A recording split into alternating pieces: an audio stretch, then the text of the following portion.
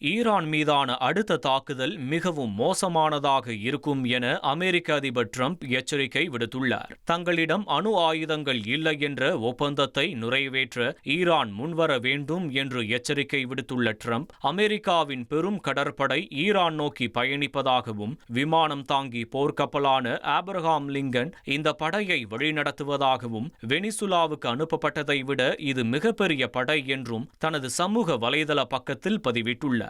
மேலும் வெனிசுலாவை போல விரைவில் ஈரானும் தங்களுடன் உடன்படிக்கைக்கு வரும் என்ற நம்பிக்கை இருப்பதாகவும் கூறி அவர் ஈரானை மிரட்டியுள்ளார். 1,26,00,000 மனங்களை வென்ற தந்தி டிவி யூடியூப் சேனல். தவிர்க்க முடியாத தம்ப்நெயில்ஸ், கலக்கலான கான்டென்ட்ஸ். நீங்களும் இந்த குடும்பத்தில் இணைய இப்பவே சப்ஸ்கிரைப் பண்ணுங்க.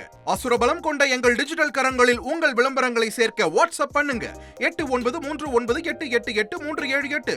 Email advtanditv@dttv.in.